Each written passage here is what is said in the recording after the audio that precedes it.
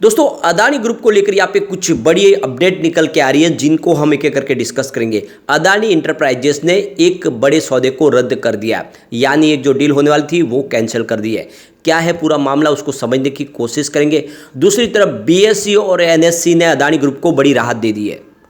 इसके अलावा देखें तो जीक्यूजी पार्टनर के राजीव जैन अदानी ग्रुप में आने वाले समय में और भी इन्वेस्टमेंट कर सकते हैं। उनके हिसाब से अदानी ग्रुप में निवेश उनका आने वाले समय में कई अच्छा रिटर्न देने की काबिलियत रखता है और इसी वजह से वो निवेश को बढ़ा सकते हैं।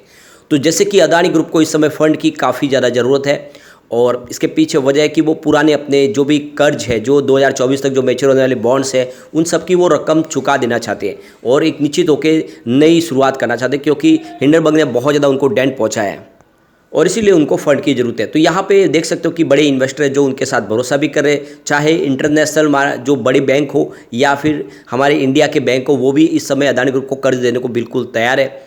और आप समझ सकते हो कि अदानी ग्रुप ने काफ़ी बड़ी राहत भी पा ली है, लेकिन अभी भी बहुत सारी मुसीबतें जो बाकी है। मामला अभी सुप्रीम कोर्ट में है, तो यहाँ पे सारी बातें हैं, उनको समझेंगे इस वीडियो के माध्यम से और क्या इस समय अदानी ग्रुप में इन्वेस्टमेंट का मौका बनता है।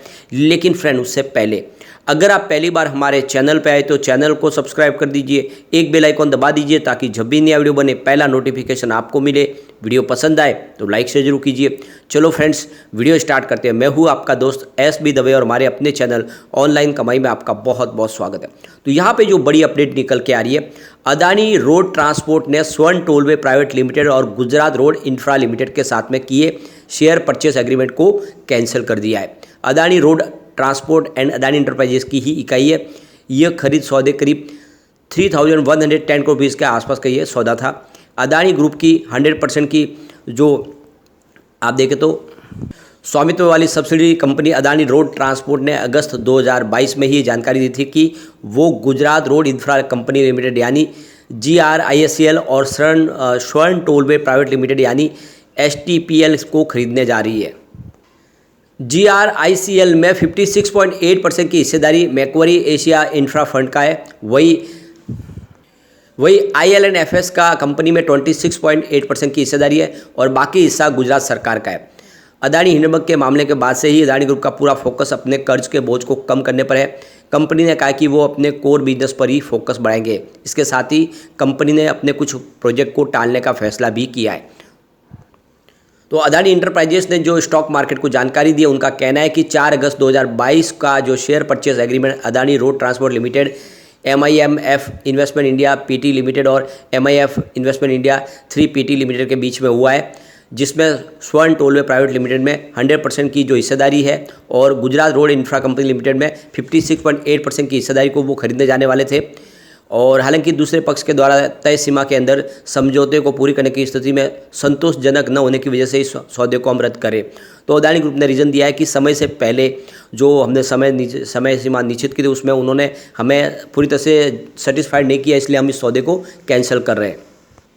लेकिन हकीकत बात यह है कि इस समय अदानी ग्रुप नए बिजनेस में एंट्री नहीं करना चाहते, नया इन्वेस्टमेंट नहीं करना चाहते। इससे पहले भी उन्होंने देखे तो अपने जो पावर बिजनेस में भी कुछ वहाँ पे कटौती की है, कुछ नए जो सौदे कैंसिल किए। DB पावर को उन्होंने जो सौदा उनका लगभग फाइनल था उसको कैंसिल किया है, जिससे समझ में आ रहा है कि अदानी ग्रुप इस समय कोई नया निवेश करना नहीं चाहते और टेंशन पालना नहीं चाहते।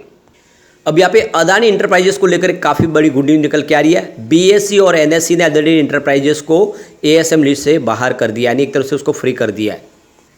तो आज से आप देख सकते हो अदानी इंटरप्राइजेस AM लिस्ट से बाहर आ चुका है, यानी काफ़ी बड़ी राहत मिल चुकी है अदानी इंटरप्राइजेस को। इससे पहले देखें तो 24 मई को अदानी इंटरप्राइजेस को ASM लिस्ट में शामिल किया गया था, क्योंकि लगातार तेजी बनी थी और इस वजह से देखें तो जो सुप्रीम कोर्ट से क्लीन चिट निकलने का मामला आया था, जो 6 सदस्यों की कमेटी बनाई थी, उन्होंने कहा था कि अदानी ग्रुप ने किसी प्रकार से कानून का कोई उल्लंघन नहीं किया, कोई सेल कंपनी का मामला नहीं बन रहा है।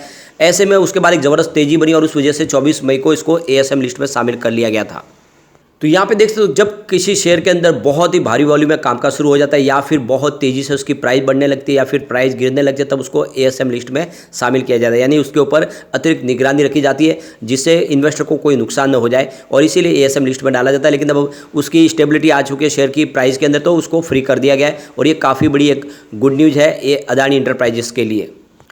अब यहाँ पे एक बड़ी अपडेट और निकल के आ रही है। जीक्यूजी पार्टनर के फाउंडर राजीव जैन ने कहा है कि वो अदानी ग्रुप के और भी शेयर खरीदेंगे, यानी वो इस समय काफ़ी ज़्यादा भरोसा कर रहे हैं अदानी ग्रुप के और उनको लग रहा है कि इस प्राइस काफ़ी फेयर है, आने वाले समय एक अच्छी तेज़ी बन सकती है।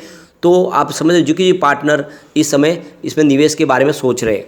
तो यहाँ पे देखिए यूएस बेस्ड जुकी जी पार्टनर करीब $100 बिलियन की एसेट को मैनेज करते हैं और कोई भी एसेट मैनेजमेंट कंपनी अपने इन्वेस्टर को काफ़ी अच्छा प्रॉफिट देना चाहते हैं और उनको लग रहा है कि अदानी ग्रुप में अच्छा निवेश करने पे पैसा मिल सकता है। वैसे भी पिछले दिनों उन्होंने जो 15,000 करोड़ रुपये लगाया था उसके बदले में उनको 25,000 करोड़ मिला बहुत कम समय में, और ऐसे में वो अदानी इंटरप्राइजेस में और भी निवेश करना चाहते हैं। जुकी जी पार्टनर की तरफ से कहा गया है कि अदानी ग्रुप QIP के माध्यम से जो फंड रेज करने जा रहे हैं उसमें भी वो इंटरेस्टेड है और उसमें निवेश वो कर सकते हैं। तो यहाँ पे जुकी जी पार्टनर के राजीव जैन की तरफ से कहा गया कि अदानी ग्रुप में इस समय निवेश के ऊपर थोड़ा रिस्क तो बना हुआ है। सब लोगों को लगता है कि रिस्क ज़्यादा है, क्योंकि जब तक जो सरकार है इस समय नरेंद्र मोदी की सरकार, वो जब तक पावर में है तब तक तो अदानी ग्रुप को कुछ प्रॉब्लम नहीं है, लेकिन क्या उसके बाद में प्रॉब्लम होगी। तो उनका कहना है कि जिस सेक्टर में कंपनी काम कर रही है उस सेक्टर में एक तरह से रिस्क बहुत कम दिखाई देता है और उसमें एक निवेश का जरिया इसलिए बन सकता है क्योंकि आप देखें उनकी एसेट बहुत मजबूत है और जिस सेक्टर में कंपनी काम करे उसमें ग्रोथ की संभावना बहुत ज़्यादा, और इसी वजह से हम निवेश करें, किसी पॉलिटिकल पार्टी की वजह से हम निवेश नहीं कर रहे हैं। उन्होंने कहा कि हमने पिछले 3 महीनों में ही 75% का हमारे जो है अमाउंट के अंदर गेन देखा है। करीब $1.87 बिलियन का जो है हमने जो निवेश किया था अदानी फर्म में उसको हमको काफ़ी अच्छा रिटर्न मिला है। टोटल जुकी जी पार्टनर का निवेश देखें तो करीब $13 बिलियन के आसपास का इंडिया की कंपनी में निवेश है, जिसमें ITC शामिल है, सन फार्मास्यूटिकल्स इंडस्ट्रीज, और इसके अलावा देखें तो state bank of India, ICICI bank और HDFC बैंक में उन्होंने निवेश किया और अदानी ग्रुप में भी उन्होंने भारी निवेश किया है।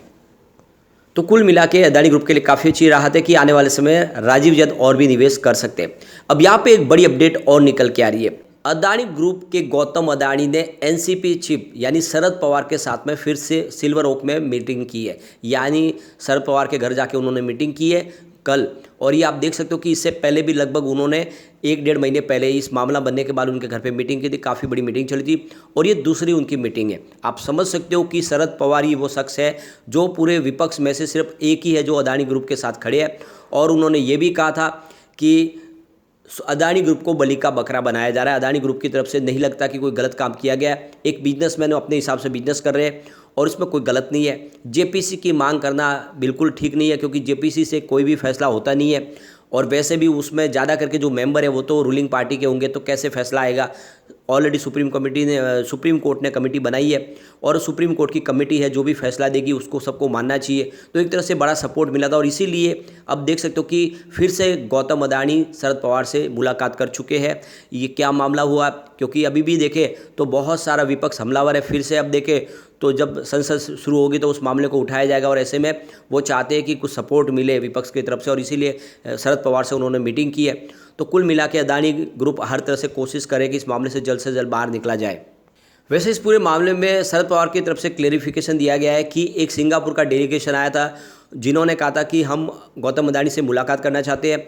तो कुछ टेक्निकल इशू की वजह से गौतम अदानी और डेलीगेशन के साथ में मीटिंग किए थे, और इसके लिए दूसरा किसी तरीके से समझने की कोई ज़रूरत नहीं है। ये पूरा एक जो सिंगापुर का डेलीगेशन है उनकी मीटिंग अदानी ग्रुप के साथ में हुई है और उस मीटिंग को लेकर ही यहाँ पे हमारे साथ में जो बातचीत हुई थी, और इसी को कुछ टेक्निकल इशू थे उसको सुलझाने के लिए ही शरद पवार ने कहा कि गौतम अदानी से हमारी मुलाकात हुई थी। तो इसको उस नज़रिए से ही देखना चाहिए, ऐसा वहाँ पे उनकी तरफ से कहा गया है। तो देखना होगा कि हर तरह से वो कोशिश करे, पॉलिटिकली भी अपने आप को मजबूत करने की कोशिश करे ताकि उनको सपोर्ट तो मिले, लेकिन दूसरी तरफ अपने बिजनेस को बढ़ाने के लिए भी वो फंड रेज की भी कोशिश करे। तो आने वाले समय अदानी ग्रुप इन सारी मुसीबत से बाहर निकलने की कोशिश करा और वो आराम से निकल भी पाएंगे। फिलहाल आप देख सकते हैं कि मामला अब देखें तो सुप्रीम कोर्ट के तहत है, जल्दी इसके ऊपर फैसला भी आ जाएगा। वैसे तो एक तरह से क्लीन चिट मिल चुकी है, लेकिन अंतिम फैसला बाकी है। लेकिन फ्रेंड, कोई भी इन्वेस्टमेंट करने से पहले अपने फाइनेंशियल एडवाइजर से बारे ले ले या अपना खुद का रिसर्च करें, क्योंकि मैंने वीडियो आपके एजुकेशनल पर्पज़ के लिए ही बनाया। वीडियो पसंद आए तो लाइक से जरूर कीजिए और चैनल को सब्सक्राइब कर दीजिए। Thank you friend.